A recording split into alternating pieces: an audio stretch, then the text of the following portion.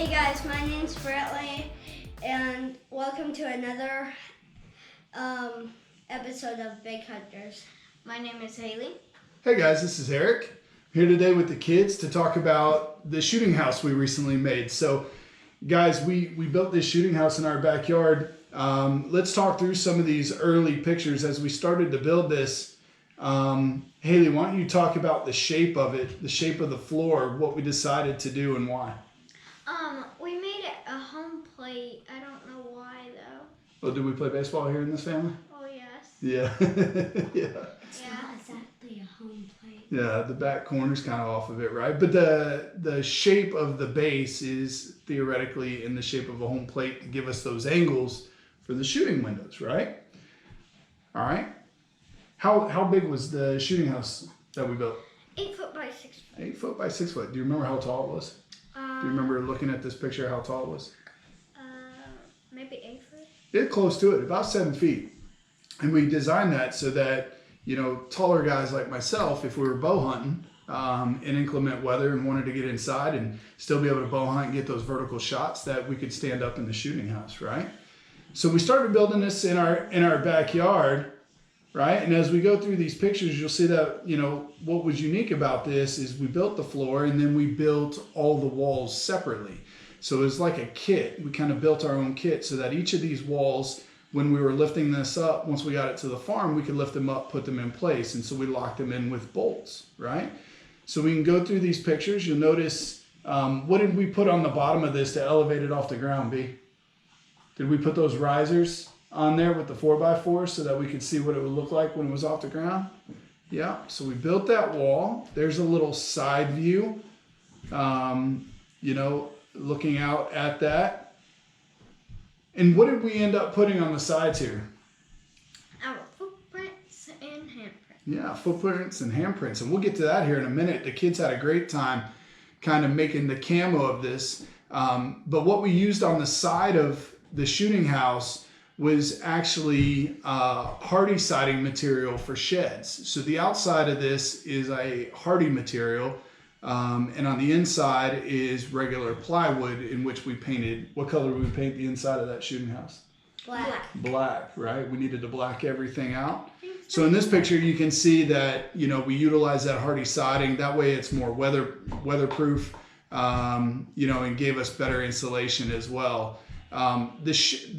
The roof was a bit of a trick. I wanted a slanted roof, but with the way the front of the shooting house was designed with those angles, I couldn't really figure out how to get it on there perfectly. So I just went with the traditional square and used some plastic sheeting on the top to kind of create that roof.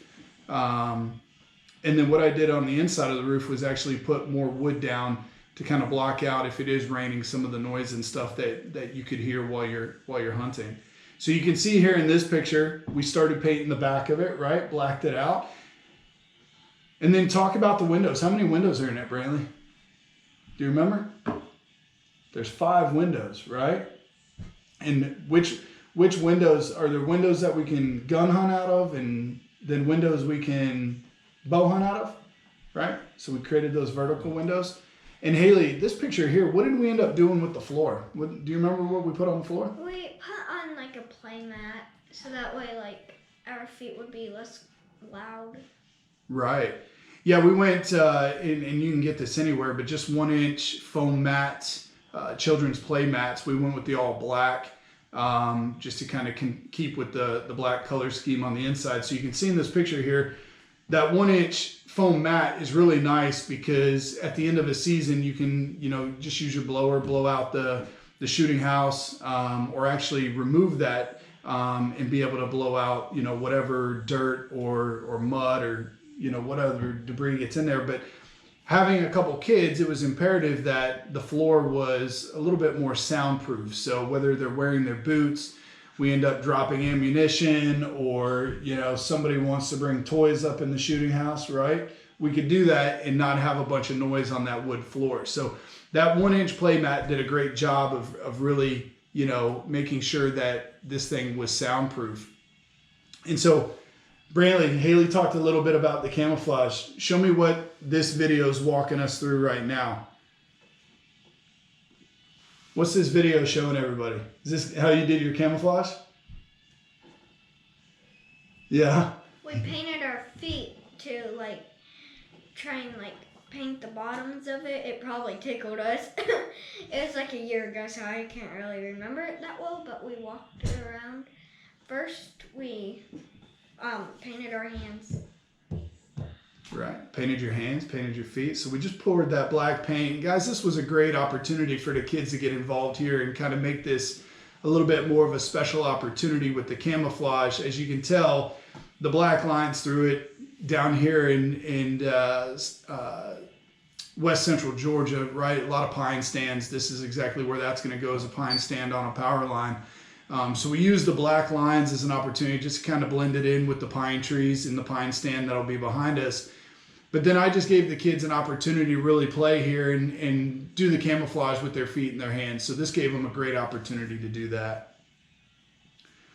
This next picture here, the windows, we just used some plexiglass and the interior part of this to keep the rain and weather out was just regular garage weather stripping. So we just screwed this in and glued it down and put that in. And when we get out to the field, Brantley will show you how these windows work, but they turned out perfect, didn't they? They're super quiet, right? And then we you can see their footprints in this picture as well.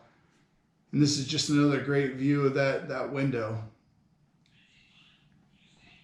And then once we got it out to the farm, because it was in a kit, right?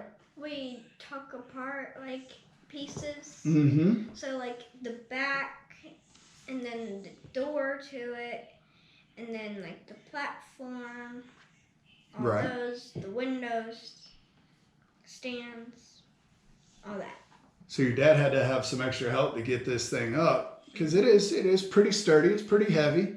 But once we got it out there, we got it in pieces. We used a tractor to help, lift some of the larger pieces up. But as you can tell from this picture here, once you get the front and the back set, you can set the roof, and then all the other pieces just kind of snapped into place, didn't it?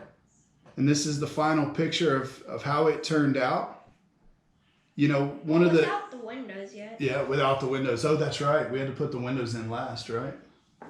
So, well, you guys had some great success out of this past year, right? Brantley, you got to harvest your first year, and Hailey, you harvested your first year. Brantley, what did you end up shooting as your first year? A doe. A doe, nice big doe. Hailey, what did you end up shooting? By the way, he shot a nice fat mama. Yeah. It lasted a quite good time. Yep. And I shot a 9 point. Yeah. What'd you name him? I named him Prime Time because I was like almost about to pack up, and I was like, wait, no, let's just stay a little longer. And then I was like, Prime time. That's right. It was prime shooting time, right? It was right before last light. It was prime time for those deer to get out and moving. It was on December 21st. So post rut, little action going on after the post rut. But guys, we're excited to kind of give you our version of whitetail crips. So what are we gonna do? We're gonna head out to the field. All right. Let's head out to the field and